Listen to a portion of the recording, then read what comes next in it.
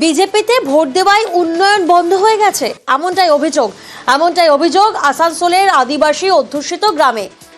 কেন এই অভিযোগ, কি বলছেন স্থানীয়রা? প্রতিনিধি দীপক এই মুহূর্তে আমাদের সঙ্গে রয়েছেন, সরাসরি দীপকের থেকে জানবো। দীপক, আসানসোলের এই যে আদিবাসী অধ্যুষিত গ্রাম, তারা কোন কোন অভিযোগ সামনে আনছেন?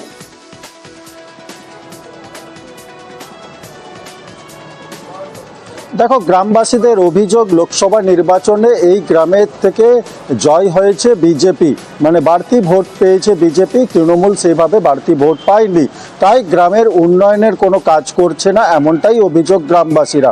যেমন যে গ্রামের মানুষের যে সমস্যার কথা বললেন, নিকাশি ব্যবস্থা নেই গ্রামে, ডাস্টবিন নেই, আলো নেই, এছাড়াও একাধিক সমস্যা কথা নিয়ে যখন কাউন্সিলরের কাছে যায়, জনপ্রতিনিধির কাছে যায়, তখন তাকে পাওয়া যায় না। বর্ষাকালে বাড়ি থেকে জল চুয়ে পড়লে সেই সমস্যার কথা যখন কাউন্সিলরকে যায়, কাউন্সিলর খালি হাতে ফিরিয়ে দেয়। কাউন্সিলর এই গ্রামের মানুষের সঙ্গে দেখা করতে চায় না, এমনটাই অভিযোগ করেছে এই গ্রামের মানুষ। এই কথা যখন জানতে পারে স্থানীয় বিধায়ক, তখনই সে গ্রামে যায় এবং গ্রামবাসীদের সমস্যা সমাধান করার আশ্বাস দেয়। কিন্তু যেই অভিযোগ কাউন্সিলরের বিরুদ্ধে তুলেছে গ্রামবাসীরা, সেই কাউন্সিলর সুমিত মাঝি কিন্তু এই গ্রামবাসীদের কথা মানতে নারাজ। কাউন্সিলরের পাল্টা দাবি কি গ্রামে রাস্তা নির্মাণ করা হয়েছে, পানীয় জল পৌঁছানো হয়েছে, সব কাজ একদিনে হয় না, সম্পূর্ণ করা হবে। গ্রামে উন্নয়নের কাজ কোথাও ঘাটতি নেই, গ্রামে উন্নয়নের কাজ চলছে এবং আগামী দিনেও চলবে। যেখানে যেখানে বিজেপি লিড করেছে যে বুথে, সেখানে কোনো কাজ তারা করবে না, তারা বলেই দিয়েছে।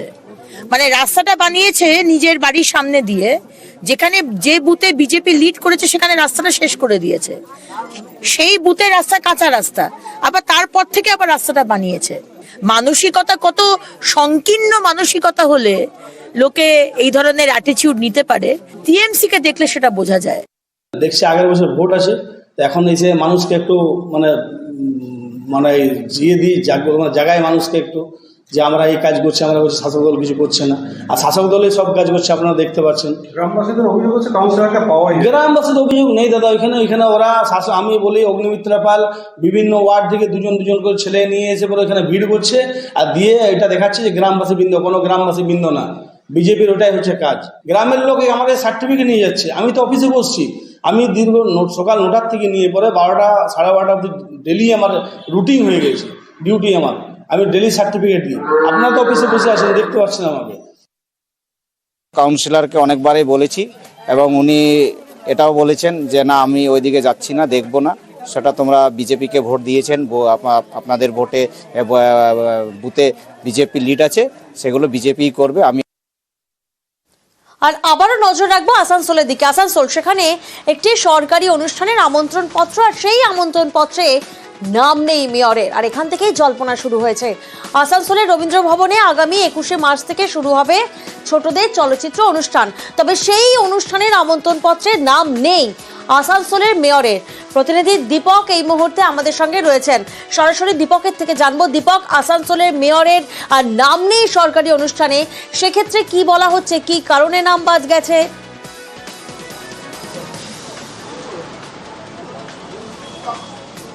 দেখো, সরকারি অনুষ্ঠান থেকে নাম বাদ চলে গেল আমন্ত্রণ পত্রের তালিকা থেকে খুদ মেয়রের। আসানসোলের মহানাগরিক পৌরসভার চেয়ারম্যান, তার নাম বাদ গেছে। তাতেই কিন্তু ক্ষুব্ধ তৃণমূলের একাংশ। কারণ হচ্ছে কি, যেইভাবে 3 মন্ত্রীর নাম আছে আমন্ত্রণ পত্রে, জেলা সভাধিপতির নাম আছে জেলা পরিষদের, জেলা শাসকের নাম আছে, ওই জায়গায় আসানসোলের প্রথম নাগরিক, আসানসোল মিউনিসিপ্যাল কর্পোরেশনের মেয়রের নাম নেই কেন, তা নিয়ে কিন্তু ক্ষুব্ধ তৃণমূলেরই একাংশ। যদিও আলোচনা করে হয়েছে, এই নামের তালিকা ঠিক করা হয়েছে, কার্ডে জায়গা ছিল না, একাধিক কিন্তু অজুহাত দেখিয়েছে তথ্য সংস্কৃতি দপ্তর। কারণ হচ্ছে একেবারেই যে হ্যান্ডলিং করছে ও ঠিক নেই। আমরা এই মেয়র আর মন্ত্রী সবাইকে একই মঞ্চে থাকতে হবে। আমি বিধানের সঙ্গে কথা বলবো, তোমাকে এই প্রোগ্রামে অ্যাটেন্ড করতে হবে। কার্ডে নাম আছে না আছে সেটাতে কোনো যায় আসবে না। এটা আসানসোলের বদনাম বলে মনে হয় না, একদমই না, কোনো ব্যাপার না। যাব প্রোগ্রামে সব জায়গাতে মন্ত্রী বা বিধায়কের নাম থাকে, কর্পোরেশন থেকে করা হয়, কোনো এটাতে অন্য কিছু ভেবে লাভ নেই।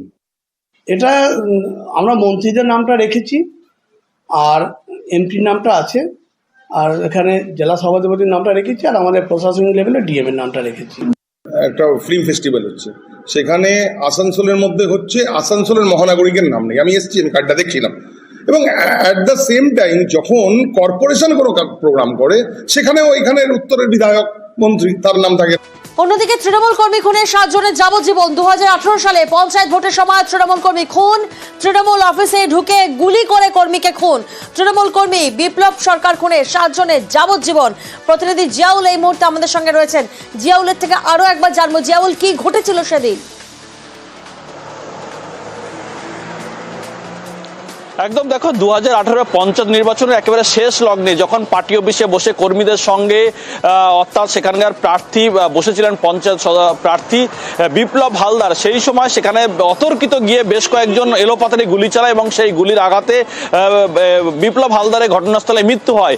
সেই ঘটনায় 17 জনকে পুলিশ গ্রেপ্তার করে এবং চার্জশিট জমা দেয়। তার মধ্যে 9 জনকে দোষী সাব্যস্ত করে। তার মধ্যে একজন ঘটনা তিনি বেঘুশ খালাস পায় এবং একজন এই সাজা ঘোষণা আগেই তিনি কিন্তু পলাতক। কোথায় গেছেন এখনো পর্যন্ত স্পষ্ট নয়। ইতিমধ্যেই পুলিশ প্রশাসনকে সেই অভিযুক্তকে গ্রেপ্তার করতে হবে, গ্রেপ্তার করে আনতে হবে, এমনটাও বলা হয়েছে কোর্ট থেকে। এবং ইতিমধ্যেই যে 7 জনকে দোষী সাব্যস্ত করে আজকের কিন্তু কঠোর সাজা দেন, অর্থাৎ যাবজ্জীবন কারাদণ্ডের নির্দেশ দেন বারাসত জেলা আদালত এবং তাদেরকে আর 1 লক্ষ টাকা জরিমানা সঙ্গে আরো 6 মাসের জেল দেওয়া হয় এই শুধুমাত্র তৃণমূল কর্মী।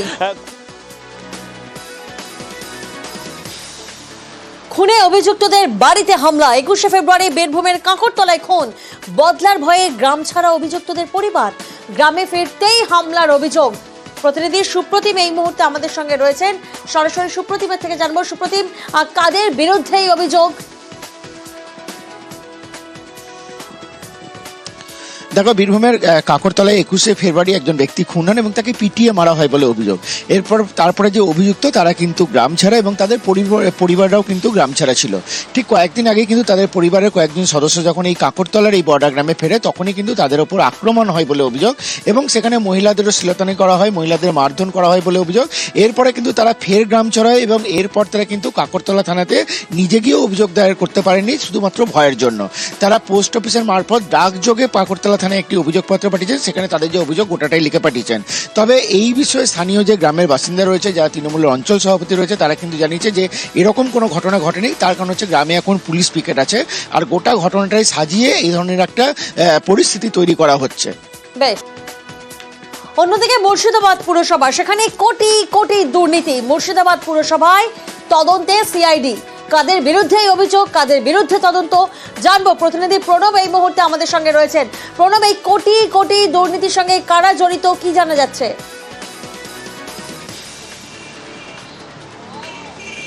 দেখো, প্রাক্তন যে চেয়ারম্যান রয়েছেন মুর্শিদাবাদ পুরসভার, সেই বিপ্লব চক্রবর্তীর আমলে প্রায় 100 কোটি টাকা দুর্নীতি হয়েছে বলে কিন্তু বর্তমান যে চেয়ারম্যান রয়েছেন ইন্দ্রজিৎ ধর, তিনি কিন্তু অভিযোগ দায়ের করেছিলেন। সেই অভিযোগের পরিপ্রেক্ষিতেই হাইকোর্টের তরফ থেকে নির্দেশ দেওয়া হয় সিআইডি তদন্তে এবং সেই আগেই কিন্তু মাস 3 আগেই 5 জন পুরকর্মী তাদেরকে বরখাস্ত করা হয় চাকরি থেকে এবং কয়েকজন ঠিকাদারের বিরুদ্ধেও একইভাবে তদন্ত চলছে। এবং বর্তমানে প্রাক্তন যে পুরো চেয়ারম্যান রয়েছেন বিপ্লব চক্রবর্তী, তার সঙ্গে আরো কয়েকজন ঠিকাদার এবং কর্মী, তাদেরকে জিজ্ঞাসাবাদ করার জন্য আজকে সিআইডির 4 জনের গ্রুপে একটি দল এসেছিল মুর্শিদাবাদ পুরসভাতে এবং বেশ কয়েকজন কর্মীকে তাদের জিজ্ঞাসাবাদ করেন, যদিও বিপ্লব চক্রবর্তী কিন্তু উপস্থিত ছিলেন না এবং পুরো ঘটনার তদন্ত করছে সিআইডি আধিকারিকরা। পথশ্রী প্রকল্পের মাধ্যমে প্রায় 2.5 কোটি টাকা খরচে ধুন্দিপাড়ায় শুরু হয়েছিল কনক্রিটের রাস্তা তৈরির কাজ। প্রায় 5.5 কিলোমিটার রাস্তার কাজের পর দেখুন তারা গ্রামবাসীরা বিক্ষোভ দেখান এবং সেই কাজ বন্ধ করে দেয়। কেন? কারণ নিম্নমানের সামগ্রী ব্যবহার করা হচ্ছে, এমনটাই অভিযোগ সামনে আসে। অনুপ প্রতিনিধি এই মুহূর্তে আমাদের সঙ্গে রয়েছেন। অনুপ, ছবিতেও আমরা যেমন দেখছি যে রীতিমতো যে রাস্তা তৈরি হচ্ছে নাকি ফাটল ধরা রাস্তা, বুঝে ওঠাই দায়। কতদিন ধরে এই রাস্তা মেরামতের দাবি দেওয়া ছিল স্থানীয়দের?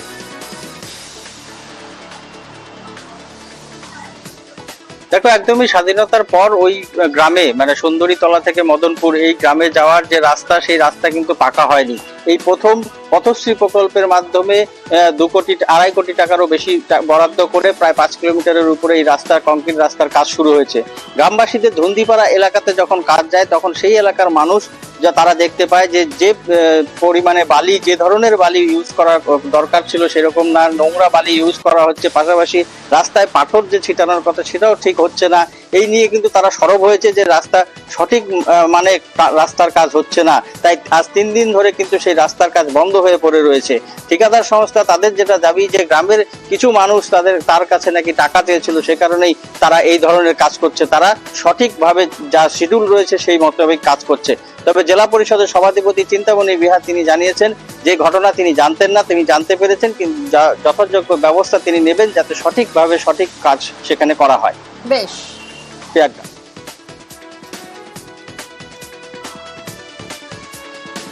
মুর্শিদাবাদ, সেখানে বার্ড ফ্লু সতর্কতা। পড়শি রাজ্য ঝাড়খণ্ডে বার্ড ফ্লু আতঙ্কে কড়া নজরদারি প্রশাসনের। প্রণব প্রতিনিধি এই মুহূর্তে আমাদের সঙ্গে রয়েছেন, সরাসরি প্রণবের থেকে জানবো। প্রণব, প্রশাসনের তরফ থেকে ঠিক কি পদক্ষেপ নেওয়া হচ্ছে? দেখো, ঝাড়খণ্ডের পাকুড়ে ইতিমধ্যেই কিন্তু বার্ড ফ্লু ধরা পড়েছে, সেই কারণে কিন্তু সতর্ক হচ্ছে মুর্শিদাবাদ প্রশাসন। ইতিমধ্যেই যে ঝাড়খণ্ড সংলগ্ন যে সমস্ত ব্লকগুলো রয়েছে, শামশেরগঞ্জ, সুতে এবং ফরাক্কা, 3 ব্লকে কিন্তু রীতিমতোভাবে মানুষকে সচেতনতার কাজ শুরু করেছে। শুধু তাই নয়, যে সমস্ত এলাকায় এন্ট্রি পয়েন্ট রয়েছে ঝাড়খণ্ডের পাকুড় দিয়ে যাতায়াত, সেই সমস্ত জায়গাতে নাকা পয়েন্ট তৈরি করা হয়েছে যাতে কোনো রকমভাবে মুরগির গাড়ি না আসতে পারে, এবং যেগুলো আসছে সেগুলোকে ফিরিয়ে দেওয়া হচ্ছে। এবং ফরাক্কার যে 2টো ব্লক রয়েছে, সেই পঞ্চায়েত রয়েছে, সেই সমস্ত পঞ্চায়েতে যে সমস্ত মুরগির ফার্মগুলো রয়েছে এবং মালিকরা রয়েছে তাদেরকে কিন্তু সচেতন করা হচ্ছে এবং নজরদারি চালানো হচ্ছে, এবং এলাকায় বিভিন্ন জায়গায় মানুষজনদেরকে সতর্ক করা হচ্ছে। এবং তার জন্য জেলা প্রশাসনের আধিকারিকরাও বিভিন্ন সময়তে গিয়ে মিটিংও করেছেন ইতিমধ্যেই। বেশ, শিলিগুড়িতে বাধ্যতামূলক বাংলা, ব্যবসায়িক প্রতিষ্ঠানের বোর্ডে বাংলা মাস্ট, অফিস হাসপাতালেও সাইনবোর্ডে বাংলা লিখতে হবে, এমনটাই নির্দেশিকা জারি শিলিগুড়ি পুরসভার। প্রতিনিধি পার্থ এই মুহূর্তে আমাদের সঙ্গে রয়েছেন। পার্থ, শিলিগুড়ি পুরসভার তরফ থেকে নির্দেশিকা জারি করা হয়েছে, ডেডলাইন কতদিন, অর্থাৎ কতদিনের মধ্যে বাংলা সাইনবোর্ডে থাকতে হবে?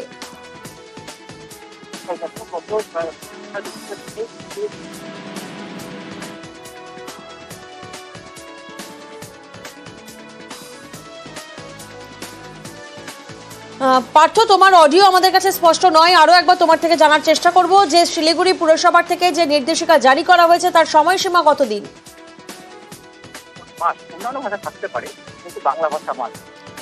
আপনাদের জানিয়ে রাখি, আন্তর্জাতিক ভাষা দিবসেই ঘোষণা মেয়রের। সিদ্ধান্ত নিয়েছি আন্তর্জাতিক মাতৃভাষা দিবসে যে এখানে সমস্ত সাইনবোর্ড, সমস্ত লেখায় অন্যান্য ভাষার বোর্ড থাকবে, তাতে কোনো অসুবিধা নেই, কোনো সংঘাতও নেই, কিন্তু বাংলা ভাষা সব জায়গায় বোর্ড ইত্যাদি লিখতে হবে। তার জন্য আমরা সমস্ত বণিক সভা, অন্যান্য প্রতিষ্ঠান, স্কুল, কলেজ সবাইকেই আমরা অনুরোধ করব, সরকারের যেগুলো কেন্দ্রীয় সরকারের প্রতিষ্ঠান আছে তাদেরও আমরা এই অনুরোধ করব, এবং পুরসভার সমস্ত জায়গায় আমাদের নির্দেশিকা বেরিয়ে গেছে। 1 বৈশাখ থেকে আমাদের পুরোদমে আমরা কাজে লাগব। প্রত্যেকটা বোর্ডেই বাংলা থাকা উচিত, কারণ আমরা অন্যান্য রাজ্যে গেলে সেখানে ইংরেজির সাথে সাথে তাদের নিজের মাতৃভাষাটাও থাকে। সুতরাং স্বাগত জানাই, এবং প্রশাসনকে দেখতে হবে যেন সমস্ত যেখানে যেই বোর্ড লাগানো থাকবে সমস্ত বোর্ডে যেন বাংলাটা উল্লেখ থাকে। ইভেন এনজিপিতে কিছু বোর্ড আছে যেগুলোতে হিন্দি আর ইংলিশ ব্যবহার করা আছে, এনজিপিতেও যেন রেলওয়ের যেগুলো স্টেশন বা সেন্টার আছে সেগুলোতেও যেন বাংলাটা ব্যবহার করা। হাইকোর্টের হস্তক্ষেপে কাটলো জট। 300 বছর পর নদিয়ার কালীগঞ্জের মন্দিরে পুজো দিতে পারবে 150টি তপশিলি পরিবার। কালীগঞ্জ শিব মন্দিরে ঢোকার অনুমতি ছিল না এই পরিবারের। প্রতিনিধি সমীর এই মুহূর্তে আমাদের সঙ্গে রয়েছেন। সমীর, জটিলতা কোথায় ছিল, জটটা কোথায় ছিল?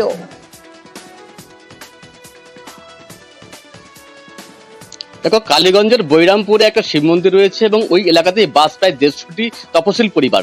তাদের যেটা অভিযোগ, ওই এলাকার যে উচ্চবর্ণের মানুষ তারা ওই মন্দিরে প্রবেশাধিকারের নিষেধাজ্ঞা জারি করেছিল, তারা মন্দিরে পুজো দিতে পারতেন এবং প্রায় 300 বছর ধরে কিন্তু এই সমস্যা চলছিল। বারবার তারা আবেদন নিবেদন করেও ফল হয়নি, পুলিশের দ্বারস্থ হয়ে ফল হয়নি। শেষ পর্যন্ত তারা উচ্চ আদালতের দ্বারস্থ হন। গত সোমবার কলকাতা হাইকোর্টের মাননীয় বিচারপতি তাদের পুলিশকে ব্যবস্থা গ্রহণের নির্দেশ দেন। এর ফলে পুলিশ নড়েচড়ে বসে এবং গতকাল উভয় পক্ষকে নিয়ে পুলিশ একটা মীমাংসায় বসে এবং সেখানে সূত্র বার হয়। এরপর আজকে পুলিশ প্রহরায় ওই 150টি পরিবারকে সেই মন্দিরে নিয়ে যাওয়া হয় এবং সেখানে গিয়ে তারা শিবের মাথায় জল ঢালে এবং মন্দিরে পূজাপাঠ করে এবং পুলিশ সেই ব্যবস্থা কিন্তু পুরো ব্যাপারটা ঘিরে ফেরা হয়েছিল এবং কড়া পুলিশের নিরাপত্তা ছিল। এবং এই যে ঘটনা, আজকে 300 বছর পর তারা মন্দিরে পুজো দিতে পারলেন, এর ফলে কিন্তু উচ্ছ্বসিত 150টি তপশিল পরিবারের বাসিন্দার মানুষ এবং তারা কিন্তু এর পাশাপাশি পুলিশ প্রশাসনকে এবং আদালতকে ধন্যবাদ জানিয়েছেন। প্রিয়াঙ্কা।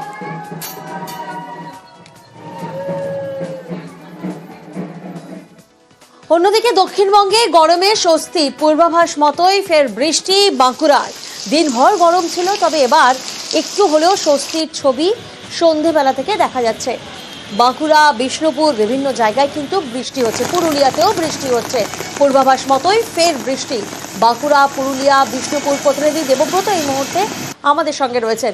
দেবব্রত, আমরা দেখেছিলাম যে গরমকে কোনোভাবেই মোকাবিলা করতে পারছিলেন না বাঁকুড়াবাসী, আর আজ স্বস্তির বৃষ্টিকে কিভাবে স্বাগত জানালেন তারা?